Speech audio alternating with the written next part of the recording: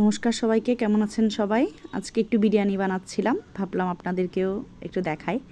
বিরিয়ানি রান্না করতে সবাই জানেন, তবুও আমি আমার মতো করে রান্না করছিলাম, সেটা দেখাচ্ছিলাম। এই মাংসটা একটু আগে ম্যারিনেট করে রেখেছি, প্রায় আধা ঘন্টা 45 মিনিটের মতো হওয়ার পর। এরপর যেহেতু ডিম দিব, তো ডিমটা তেল দিয়ে আগে ডিমটা একটু ভেজে নিচ্ছিলাম। এরপর ডিমটা তুলে তারপর বিরিয়ানিটা রান্না শুরু করব। তো ডিম ভাজা শেষ হওয়ার পর এরপর মাংসগুলো ম্যারিনেট করে রেখেছিলাম, কিন্তু আমি একটা ম্যাগি ম্যাজিক মশলা দিই, ওই মশলাটা দিই নাই, তাই আবার একটু দিয়ে মেখে নিচ্ছিলাম। এরপর পেঁয়াজ দিয়ে পেঁয়াজগুলো একটু ভাজা ভাজা হলে তারপর আমি চিকেনটা দিব। চিকেনটাতে আদা রসুন সব কিছুই দেওয়া হয়েছে, ওগুলো সব ওখানে দিয়েছি, কিন্তু আমি এই চিকেনটা একটু বেরেস্তার জন্য ভাবছিলাম। তারপর চিকেনটাকে আরেকটু মেখে নিয়ে এরপর দিয়ে দিচ্ছিলাম। এরপর দিয়ে চিকেনটাকে আস্তে আস্তে একটু অল্প আছে একটু আস্তে ধীরে করে রান্না করব।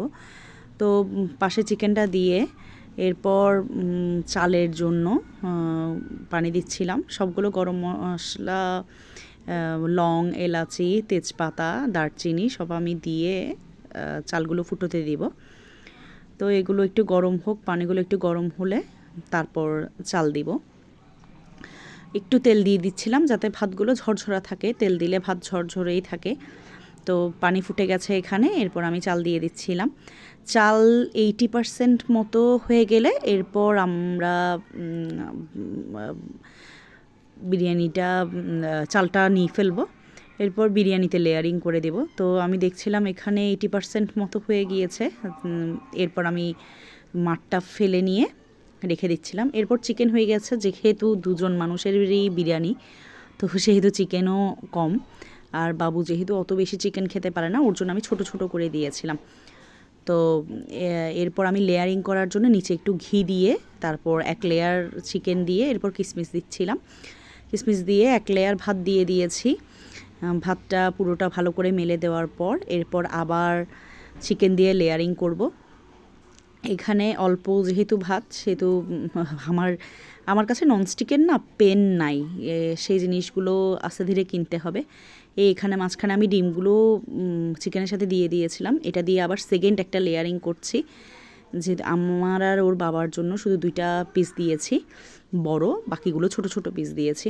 তো সেজন্য আলু আর চিকেন দিয়ে এই মাঝখানের লেয়ারটা আমি ওই জন্যই করছিলাম। এরপর আরেক লেয়ার আমি ভাত দিয়ে দিচ্ছিলাম, যেহেতু ভাতও কম তাই আসলে লেয়ারিং করতেও কষ্ট হয়।